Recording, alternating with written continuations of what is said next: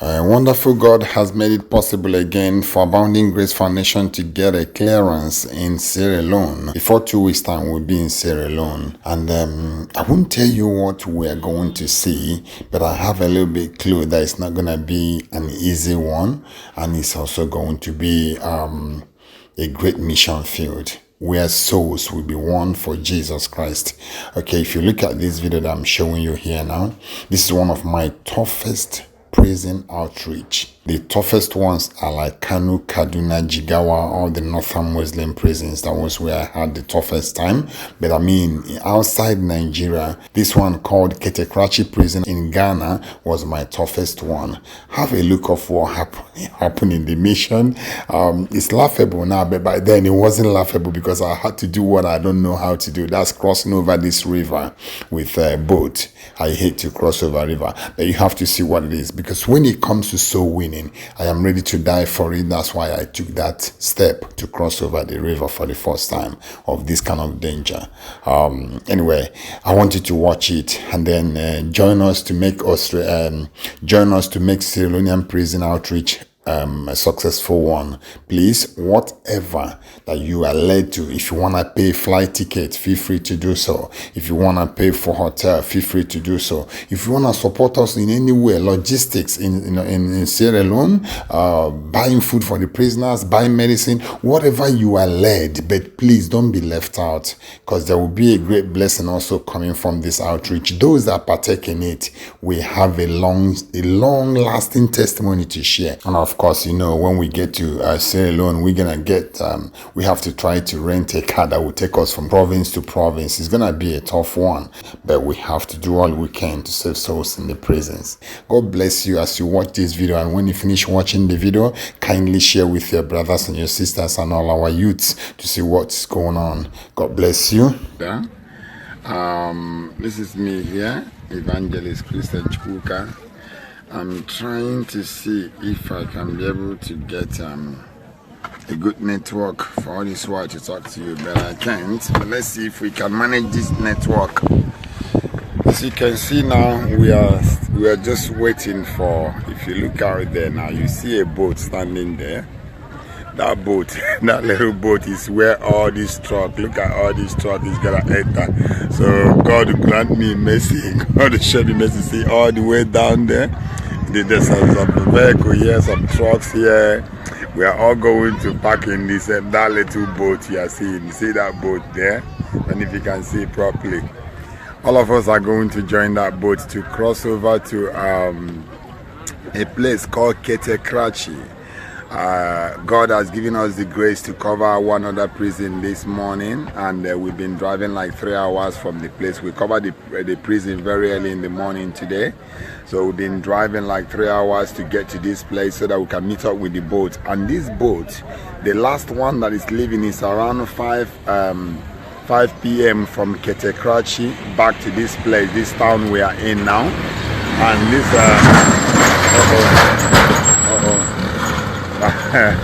the wildlife is everywhere, noisy. It's good to be in the village, in a local places like this. It's such a very good feeling. To be very frank, it's a good feeling. I mean, there's some remote area in Ghana that's so sweet. I mean, this is my father's mission. It's not easy, but it's like a very good lesson to me. I've learned obedience by force, by what I suffered. This is a very beautiful town here, very beautiful village or town, I don't know what to call it. Anyway, we are heading to a place called Ketekrachi. So by special grace of God, we will enter the boat very soon. This is our own car here, and my brother Steve is inside there saying hello to you guys. Let me show you. That's Steve here. He's the one been driving around all this while. And it's our little car that we move about. It's a very little car, but mighty actually, not so little.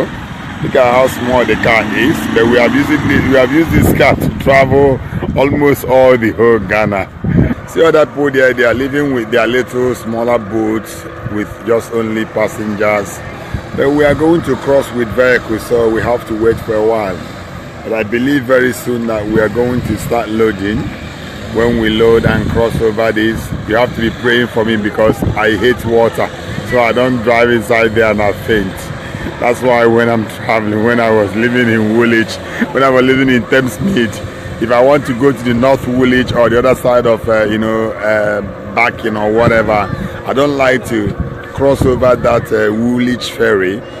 Woolwich ferry takes just a few minutes to cross over near in the other side of the East London. But I usually take Blackwall Tunnel. I have to drive round. If I'm going to Excel Center, I have to drive round because I'm afraid of water. But today, there's no other way I can drive around, so I'm gonna go into that water whether I like it or not. It's not so funny, but I have to do that, because if I don't cross this water, so many souls, about 300 souls in that prison that I'm going to, they might perish. So let's cross the water and save the souls. If I perish, I perish. That's what matters. As for you that are over there, I want God to open your eyes to show you what I'm seeing all this while, because I've been seeing the sign that Christ is coming very soon. I've seen that sign over and over again, and I'm expecting you to begin to act on this information. But I'm telling you that you just have to get your legs going. You need to move and start to do something. If you don't want to do something, then let your money begin to do something, because there are people that are ready to move. There are so many souls. If you see what's happening in the female prison yesterday in Ghana, you see so many women there, they were all crying. They were really weeping. They have been longing to see Jesus Christ, but nobody brought the Jesus Christ to tell them about him or something. And you see many of them, they were really sober after the message, and they were all weeping. And you see that little pretty baby, a very handsome little baby boy called Joseph. I carried this baby, tears begin to flow in my eyes. I was forced to empty my pockets. I gave the baby all I have, and it was such a very good feeling to give that to the baby, because the baby deserves it. Honestly, the baby deserves it. And then one other thing again that I want to emphasize on is the level of the longing for the criminals to come to Christ.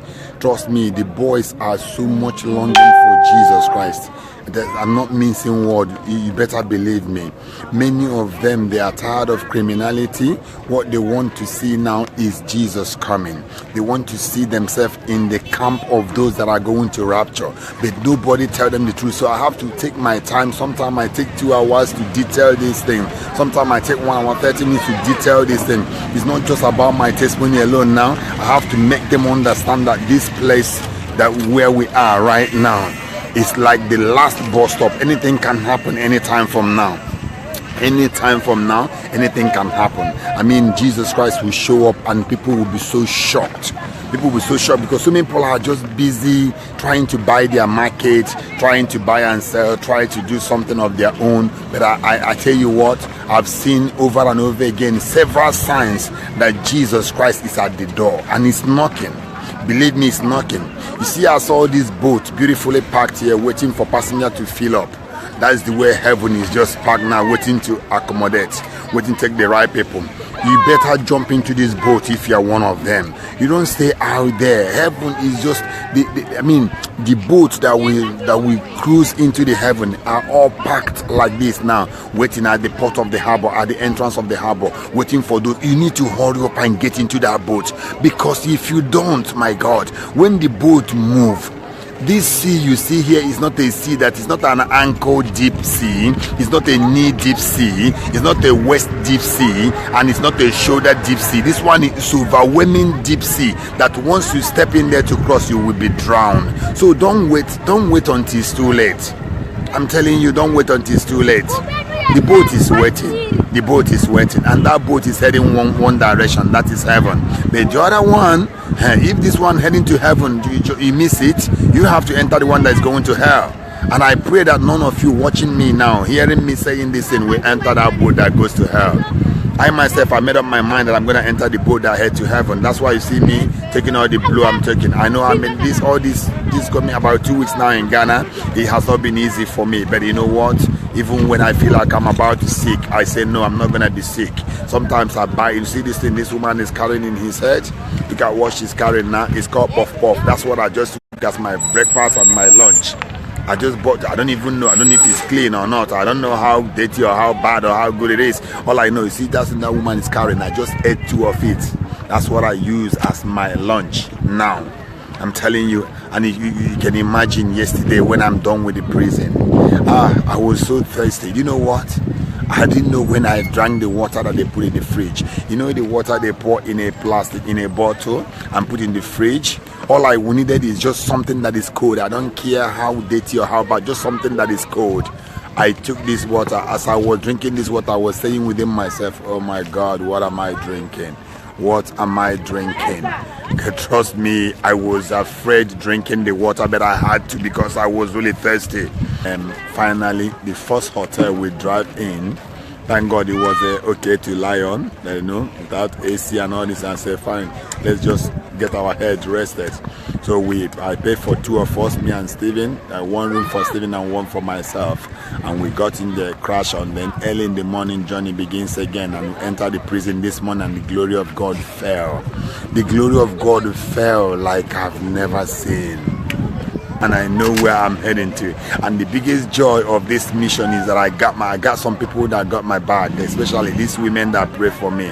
Imagine me, I am afraid of water like what? You see this water? Once I enter into this boat, I will have some level of panic. I hate water. I just dislike it. I can't swim. I don't even know how to swim. So anything concerning going inside the ocean or river, oh, you are triggering me to faint. You want me to collapse. But you know what? I trust the prayers that these people are praying for me. You see this water? I don't like to cross boat, but I'm going to cross this boat today. Hey, trust me. There's nowhere to go around. I've asked them, is there any other way I can avoid the water to get to these prisoners? They said, no, you have to cross this boat to get to the prisoners. So I say to my Pharaoh, you are not going to follow me to this water. You see this water? You're going to stop here because I have left Egypt and Egypt have left me. So you have nothing to do with this river. When I enter this river, the river will part and then the road will be very clear. My God will go with me and his glory will go to the prison and get the boys and the girls ready. Once I step into that prison, the heaven will fall like it fell this morning. And after that, I will find my way to make sure that I meet up this boat again at 5:30 this evening. The last boat is at 5:30. Then I will take another drive in about 4-5 hours to Accra. So we'll get to Accra maybe around midnight because I'm not going to sleep any other place tonight. I'm going to go back to Accra, get myself ready. Then next day, I will make sure I do everything I need to do. Then by Thursday, I will be in Nigeria. Then plan myself. We have so many programs coming on. I think we're about to start moving.